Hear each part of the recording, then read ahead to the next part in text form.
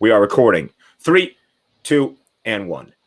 It is time to tie a bow on this Big Ten basketball season. Hello, everybody, and welcome to the Locked On Big Ten podcast, a part of the Locked On Podcast Network. I'm your host, Ben Stevens. It is Friday, April 2nd, and on today's episode, we take one final look back on the Big Ten basketball year, the regular season, the postseason struggles, and some of our favorite memories from this past year in the Big Ten basketball slate. And one of my favorite people in the entire world is here to look back with me. It is Lucy Rohden, the one they call Lucy Sports Jokes. She's a sports media personality for Wave TV, a big announcement possibly coming out today. Lucy is all over the place, one of the brightest, smartest, funniest minds in all of the Big Ten Conference. So Lucy Rohden, I'm so glad to have you here to take one final look back at this Big Ten basketball season. Man, you always hype me up. My ego is huge every time I come on this podcast. I mean it sincerely, though. I mean it sincerely. You are, I think, the funniest follow I've ever met through Big Ten Twitter. No doubt about it. I'm going to cry. That's so nice. Don't cry. See, that's what we have to do, though. We don't cry because it's over. We smile because it happened. But if you think about the NCAA tournament, there was a lot of tears, and most of them very sad tears. It was an interesting Big Ten basketball season, historic regular season within the conference, not living up to expectation once we got to downtown Indianapolis in the NCAA tournament, but still some great memories along the path. So I ask you first, Lucy Rohden, before we dive into the nitty-gritty of the regular season, the postseason, and beyond, how will you remember this Big Ten basketball season? What sucks is I don't think I'm going to remember it as fondly as I should. You know, I don't want to call it a colossal failure, but honestly, it kind of was a colossal failure in the postseason. I personally, my bracket was so Big Ten heavy. I full send bought into all of it, and it turns out none of it was true. And I think the Big Ten was competitive and it was good, but the lack of, having the games, the non-conference games early in the season kind of inflated how we viewed the Big Ten. And it sucks because this was the year that the Big Ten was supposed to win a national title, and it's not going to happen. And it should have been Iowa. And it's just everything's sad. See, as my Big Ten bracket, my bracket was so Big Ten focused as Big Ten Ben that I didn't even check it after that first Friday round of 64 action because I had both Ohio State and Purdue meeting in the Elite Eight in the South region with Purdue going to the Final Four. So after that was done, after the first night of the full round of 64 action, I haven't looked at my bracket. I don't think it's very good, but who cares about our bracket? So Lucy, I have to ask on top of that, you mentioned this was supposed to be the year with so many great teams heading into the NCAA tournament. It seemed at least there was a good shot for a Big Ten team to snap the streak of a Big Ten team not winning a national championship in 21 years. Is there an issue that you can point to overall that you think there's a reason that this streak has continued on for more than 2 decades? I don't know if there's like an issue specifically. I think that it's going to change with Michigan within the next few years just because of the energy, the life, and the recruiting class that Juwan Howard is bringing to Michigan. I think if there's anywhere that the Big Ten has lacked is that it doesn't have, kind of the star power that, a Duke, UNC, Kentucky have. I mean, you could count Michigan State, but I kind of feel like they've fallen off a little. It's just, I don't think the Big Ten has the energy and the recruiting power that these other conferences and schools have, even though, the Final Fours will, Houston, Gonzaga, and UCLA, obviously, but I'm talking about. We don't talk about UCLA, but I think it's a valid point. I think the style of play, the flow of games times throughout the Big Ten season when teams are beating up on each other constantly, by the time they get to the end of the road and get ready for the NCAA tournament, they might be a little shell-shocked, and it might be like, holy crap, we just went through a gauntlet. Now we have to ramp up to try to win 6 games in a 2.5-week span. I agree with you, but I think the energy from a certain amount of teams are there, and Michigan, who made it to the Elite Eight, the only Big Ten team to get out of the opening weekend, does bring in the best recruiting class in the country next year with 3 McDonald's All-Americans. So the future very bright for Juwan Howard, who in his second year probably will be the national coach of the year, who led Michigan to the Elite Eight. Let's look at the regular season, though, because it was historic. And I think we can compartmentalize a little bit here with how good the regular season was and how bad the postseason was, with trying to appreciate at least the fun times we had in the regular season. Lucy, there was a time in late December when the Big Ten had 9 teams in the AP Top 25, which was a historic record for the Big Ten Conference, the most teams ever out of the Big Ten in the AP Top 25, the most of any league since 2011 when the Big East did it. So when you look back on the regular season, what will you remember? What will you think about as a highlight from the Big Ten regular season campaign? I think this year is the most like star power, recognizable names that the Big Ten has seen in forever. You got Luka Garza, Kofi Cockburn, Ayo Dosunmu, Hunter Dickinson. I mean, the list just goes on and on and on. And normally the Big Ten doesn't feel like that. It doesn't feel like it has these like marquee names the way, a Duke or UNC has. And I think that was what made it so special is, you have Luka Garza, who is breaking records left and right. You have Ayo Dosunmu, who's just one of the most interesting players in college basketball to watch, even though I don't want to say that. We got beef. But I think the quality of players we had this year was better than we've seen in the Big Ten, and I can't even tell you how long. It was so disappointing for me because when you look at the metrics, and Kenneth Pomeroy, who is the smartest mind in all of college basketball, throughout most of the season, the Big Ten was encroaching on historic territory, trying to catch the 2004 ACC as the best overall efficiency metric for a conference since Ken Pom started tracking that in 2002. The 2004 ACC was at plus 20.32. Heading into the NCAA tournament, the Big Ten was right on the brink of that, maybe even surpassed it. Now, Lucy Rohden, can you guess where it is? Can you guess? Take a wild guess. It's not good. No, it's not. It's plus 18.61, which is now third best all time behind both the 2004 ACC and the 2017 Big 12. That was plus 19.81. So it seemed heading into the NCAA tournament, the Big Ten was primed to make a run, but I think that transitions us nicely into these postseason struggles. 8 of the 9 teams did not get out of the opening weekend. Overall in the NCAA tournament, the Big Ten was 8-9. In 5 of those round of 32 losses came by an average margin of 12.6 points averaged across those 5 losses for the Big Ten. Why did it go so poorly, Lucy Rohden? Why? You were there in Indianapolis. You were boots on the ground. Tell me what happened. Was it something in the water, the food? What happened in Indy? I thought the water was great there. Food good. was average. Nothing special. Wait, hold on a second. The place that they have St. Elmo's Steakhouse and Harry and Izzy's is just average food, Lucy Rohden is saying? Yeah, well, I don't know where I went. Definitely wasn't those places. I'm trying to think of where I went. I went to Culver's. I've actually never had Culver's, and I've lived in the Midwest for like 2 years, and I've never had Culver's. The steak burger, right? Yes, but the cheese curds are phenomenal. And when I went to Culver's, this is another side note. I went to Culver's after my tire popped and it messed up my car because the roads in Indiana are terrible, and I was out $700. So I was like, I'm going to Culver's to get cheese curds to make me feel better. Went to Culver's, drove back. They forgot to give me my cheese curd, so I had to drive back because I was so upset. So with a bum car too, that's a very tough situation. All after Iowa lost to Oregon, right? I mean, this is a terrible sequence. It was a terrible day for me, and oh God, you see why the food was bad. That's why I think it was just a negative experience the last day, but for the most part, I had a good time. But your original question, I think, was why the Big Ten didn't do well in those opening round games. There is no, I knew when I saw that bracket that Loyola was going to cause major problems for Illinois.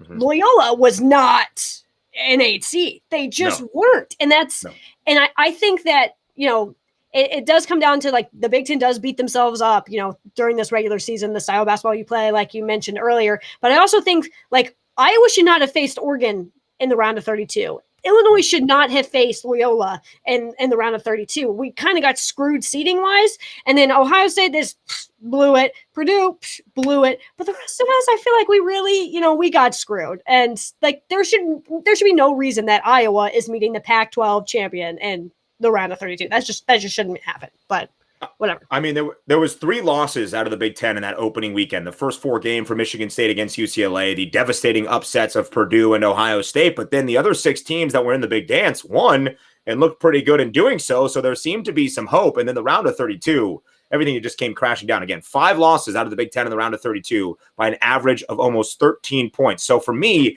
it's not that the Big Ten just sucked. It's how badly they sucked. Like they didn't lose games. They looked terrible in doing so. And I think it really is disappointing because we had seen these teams start to hit their stride even at the end of a very tough Big Ten slate.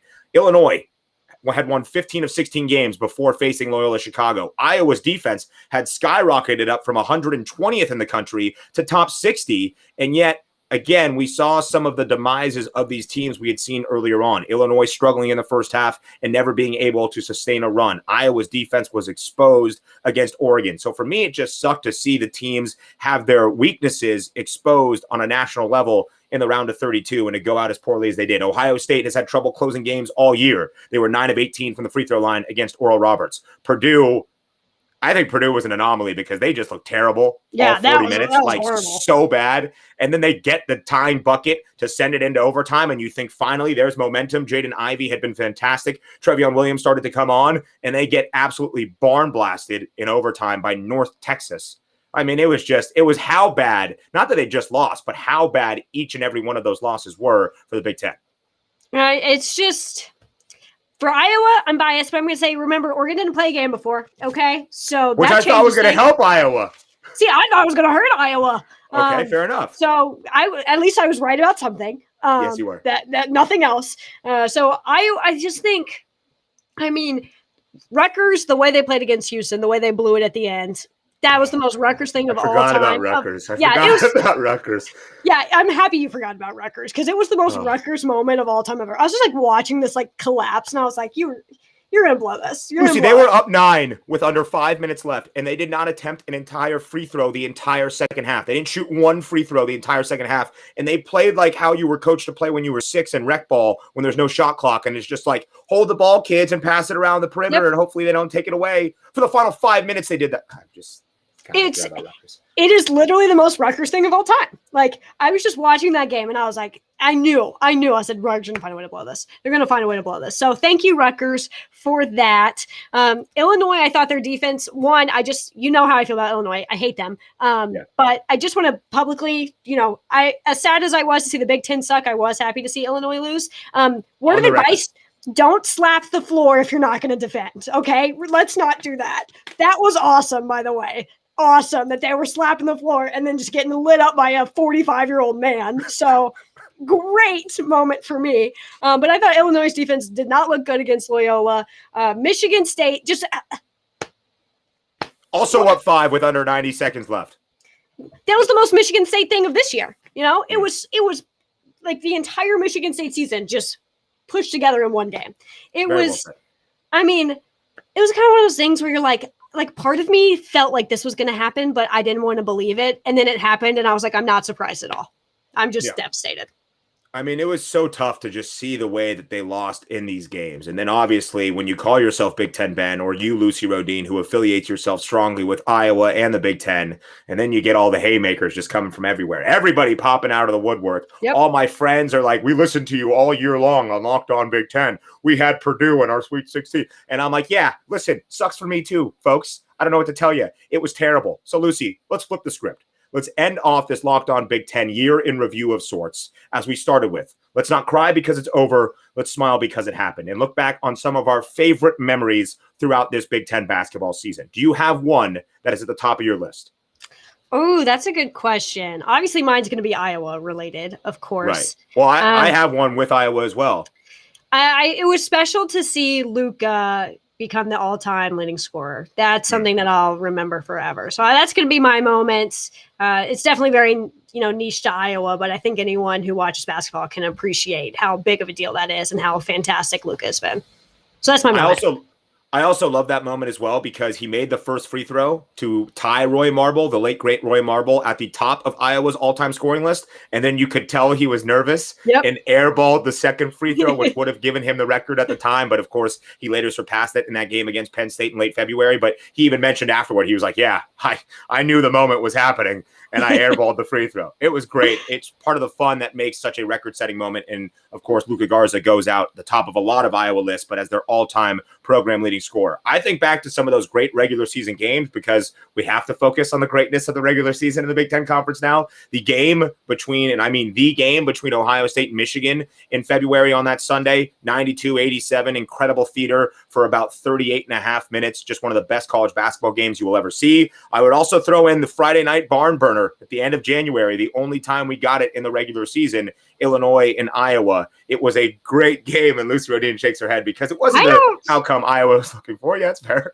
I don't think we played that game. I think you must have us mistaken. I don't think we lost Illinois this year. I don't think we played them at all.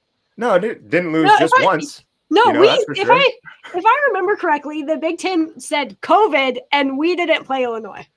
I think it was a good call by the conference. Didn't happen we didn't once, get to play them. Happened twice. Yeah. It never happened.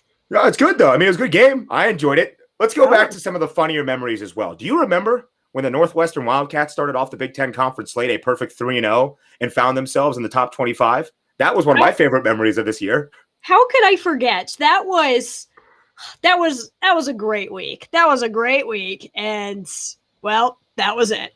That was it. I like it. It was very Northwestern to okay, maybe. And I'm like, never mind. No, I'm just kidding. No. And then they lost 13 straight, and then they ended the year winning 3 straight heading into the Big Ten tournament, and then they lost in their first game in the Big Ten tournament. It did, to start off the year in Big Ten conference play, one of those 3 wins was against Michigan State, and it led Tom Izzo to say this was the most inept. I loved when he threw inept in his post-game press conference, the most inept performance he had seen in his entire career in East Lansing. If you can get Tom Izzo to use the adjective inept, you have done something very well, Northwestern. I think another favorite moment from the season for me is just the roller coaster that was Michigan State. The unpredictability they brought, as horrible as it was in the postseason, so phenomenal during the regular season. Sure, maybe we won't even put up 40 against Rutgers, but are we going to beat Illinois? Yes. I just love it. I love the unpredictability of it. Michigan State, maybe they were terrible, maybe they were great. I have no idea, but I guess that's what makes it beautiful. And then that's kind of it. Michigan State basketball presented by Rocket Mortgage. And the fact that Rocket Mark Watts is now gone and you never went with Rocket Mortgage Watts, that's a big travesty. One of my favorite things as well, every Monday throughout the Big Ten basketball season, checking the AP poll, because for 4 of the last weeks of the regular season, there was 4 Big Ten teams ranked in the top 10. So every Monday, refreshing the AP poll, it's like, oh, there's 4 of them again. Iowa, Illinois, Michigan, and Ohio State. It was so lovely to see them up there. That was definitely a big memory for me too. I enjoyed living in the South during this year because it was so cool to see Duke, UNC fans, NC State fans, and look at them and be like, my basketball team, this group of a whole bunch of white guys from Iowa, are so much better than you. They are so much better than you. And that was just such a good moment for me. I mean, it's incredible to say that because it's like, hey, we're QB Sneak University, but yet our basketball program is far superior to you. Breaking news on this Thursday, by the way, which was April Fool's when Lucy and I are recording, Roy Williams, the longtime North Carolina and Kansas head coach, announcing his retirement. Lucy Rohden is in North Carolina. Your immediate reaction? I don't like UNC at all, but I think Roy Williams is a good coach. And I think that he's done great things for the UNC-Duke rivalry. As a Duke fan outside of the Big Ten, I'm excited. You didn't know that? You didn't know that? Oh, I hate you so much right now. I like you really so didn't much know less that? than I did. Did you? Are you always? Yeah, I've always been a Duke fan. Not you sympathize with Duke? Yeah. Do you not know the story? I mean, I went to Syracuse, so I really hate Duke. So that kind of sucks. Well, so I went to a Carolina game a couple years back when I was playing Carolina, and I got assaulted by a Carolina fan. An old man shoved me. That was fun. He started yelling. I hate Carolina too now. Yeah, Iowa started. So I was 16. I looked 12. I looked 12. That's very important for the story. And my brother was with me, and he was like 12, but he looked 8. And we're watching Iowa win. And so Carolina was ranked. Iowa was not. It was probably one of the ugliest basketball games I've ever seen. It was just a genuinely terrible basketball game, but Iowa beat UNC at the Dean Dome.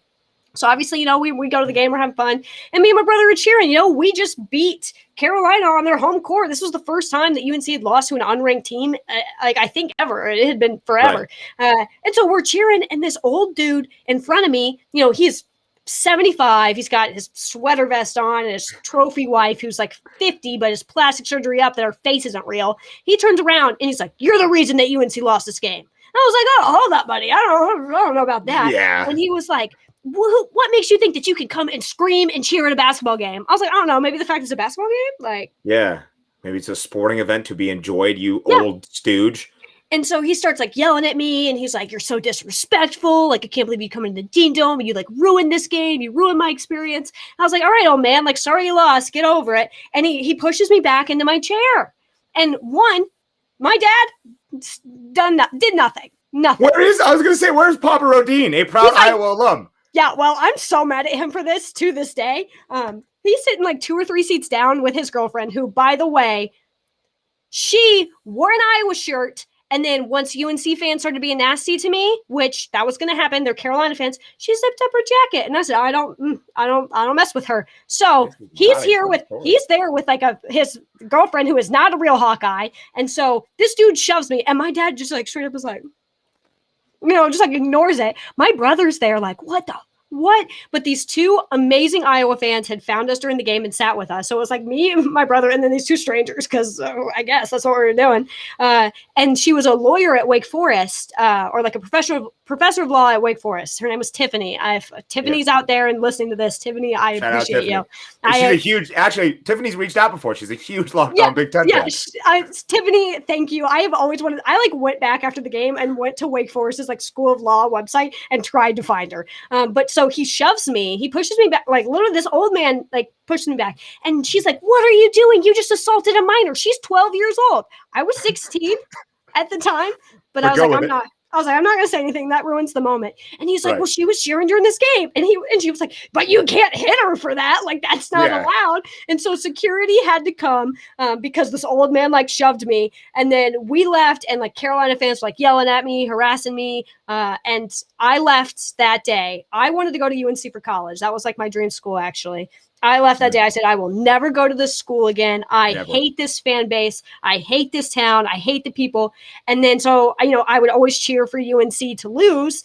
And then eventually that just became me cheering for Duke to win because it made UNC fans so mad. And so I became like a proud little Duke fan. And every time I meet other Duke fans, I'll tell them, I say, I didn't like Duke before. I didn't hate them or anything, but I like them because of how much I hate UNC. And they're like, we love you. We want you here. That's great. Welcome to the fan base. And so, that's why I'm a Duke fan. I will say this. I hate UNC. I'm cool with that. I'm all for that hate UNC bandwagon. I also hate Duke, so I cannot support your now pseudo fandom for Duke. I just want to say, as we focus back on the Big Ten Conference. That's quite a story. Sorry.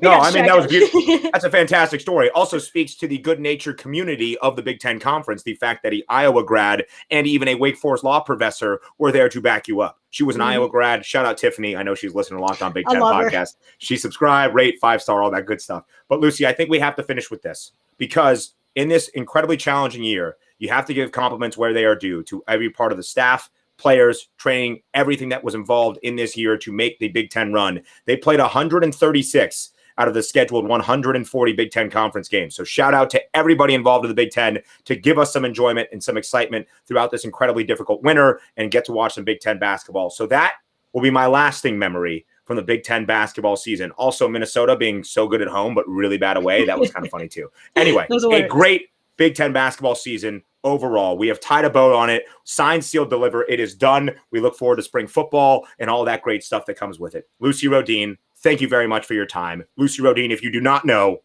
when are you going to, I don't want to spoil anything. I'm just going to say she's a great, she's a great sports media personality for Wave.tv. Well, it's coming out tomorrow, so go ahead if you want to. So it can just be, you can break it. I don't care who breaks the news. Ooh, breaking news. Breaking news exclusive.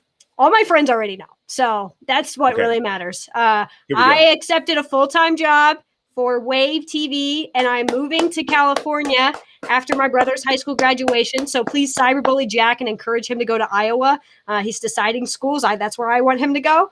So I'm full-time. I'm moving out there in June.